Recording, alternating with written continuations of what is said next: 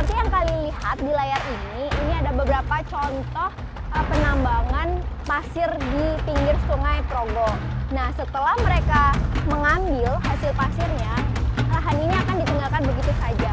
Oleh karena itu, perlu adanya upaya untuk memanfaatkan lahan itu kembali atau memulihkan lahan itu, yaitu salah satunya adalah dengan reklamasi lahan. Nah, oleh karena itu, simak terus video ini. Kita akan membahas tentang apa itu reklamasi lahan, kemudian jenis-jenis reklamasi lahan, bagaimana reklamasi lahan itu digunakan, serta manfaat dan juga tantangan reklamasi lahan itu sendiri.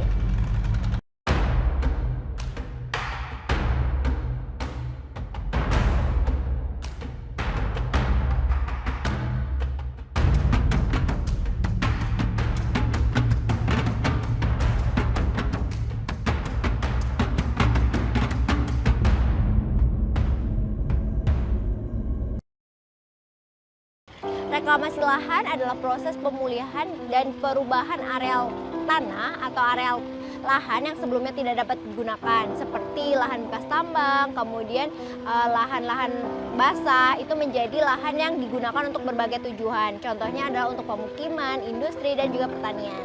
Nah, tujuan utama dari reklamasi lahan itu sendiri adalah untuk mengembalikan fungsi lahan dan mengurangi dampak negatif terhadap lingkungan. Seringkali kita terdapat kesalahpahaman antara reklamasi lahan dan juga restorasi lahan. Tetapi keduanya memiliki fokus dan tujuan yang berbeda. Untuk reklamasi lahan memiliki kata kunci konversi, yaitu mengubah keadaan yang semula tidak produktif menjadi lahan yang produktif. Sedangkan untuk restorasi itu adalah berupaya untuk mengembalikan kondisi lahan yang rusak pada kondisi alaminya, seperti itu. Selanjutnya adalah jenis-jenis reklamasi lahan. Ada beberapa jenis reklamasi lahan, diantaranya yaitu reklamasi pantai, reklamasi sungai, reklamasi lahan tambang, dan juga reklamasi lahan basah.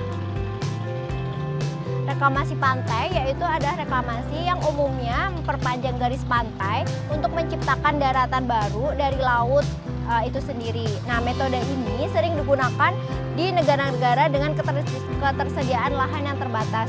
Untuk di Indonesia sendiri ada Kompleks Pantai Indah Kapuk yang mereklamasi lahan di pesisir utara Jakarta. Reklamasi lahan tambang itu merupakan salah satu upaya untuk meminimalisir perubahan alam dan lingkungan dengan memastikan lahan bekas tambang tetap mempunyai manfaat setelah operasi pertambangan selesai. Nah, yang ketiga adalah reklamasi lahan basah. Reklamasi ini melibatkan proses mengeringkan lahan basah agar sesuai untuk pertanian atau pembangunan perkotaan. Hal ini dapat dilakukan dengan membuang air dari lahan basah dengan sistem pemompaan atau pembangunan sistem drainase, kemudian mengubah area tersebut menjadi lahan yang dapat digunakan.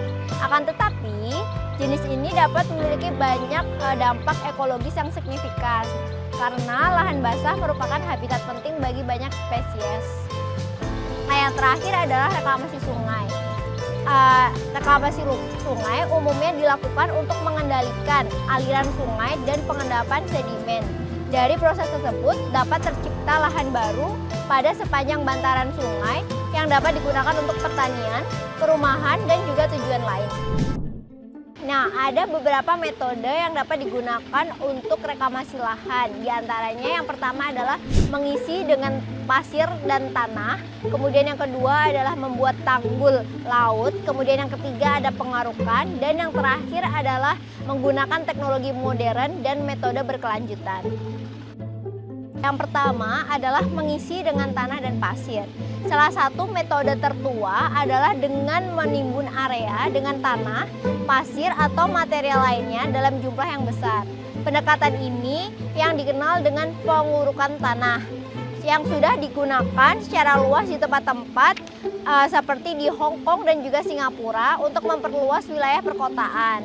Nah, pendekatan ini melibatkan pengangkutan mineral, material timbunan ke lokasi reklamasi dan menimbunnya hingga ketinggian yang diinginkan tercapai. Metode kedua adalah membangun tanggul laut. Membangun tanggul laut dapat membantu melindungi area reklamasi dari perambatan laut dan juga menjaga integritas lahan baru. Struktur ini bertindak sebagai penghalang terhadap gelombang dan pasang surut, sehingga memungkinkan area yang tertutup untuk dikeringkan dan diisi. Nah, tanggul laut penting untuk proyek reklamasi karena dapat memberikan perlindungan jangka panjang terhadap erosi dan juga banjir.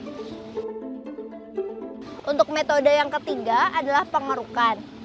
Pengerukan melibatkan pengangkatan dasar laut sehingga memungkinkan untuk mereklamasi area bawah laut. Metode ini dapat dilakukan dengan menghilangkan sedimen dari dasar badan air dan mengendapkannya di area yang telah ditentukan untuk menciptakan dataran baru. Pengerukan sering dilakukan bersama dengan teknik lain untuk memastikan stabilitas dan keberlanjutan, terutama dalam proyek reklamasi sungai dan juga reklamasi pantai. Untuk metode yang keempat adalah dengan menggunakan teknologi modern dan metode berkelanjutan. Di era modern seperti saat ini, inovasi seperti geotekstil dan bahan ramah lingkungan membuat reklamasi lahan menjadi lebih berkelanjutan. Nah, geotekstil merupakan kain permeabel yang digunakan untuk memperkuat tanah dan juga mencegah erosi karena bahannya yang ramah lingkungan dapat mengurangi jejak lingkungan dari proyek reklamasi. Nah, kemajuan ini meminimalkan dampak lingkungan dan meningkatkan daya tahan lahan reklamasi sehingga dapat memastikan bahwa lahan tersebut tetap stabil dan produktif dalam jangka panjang.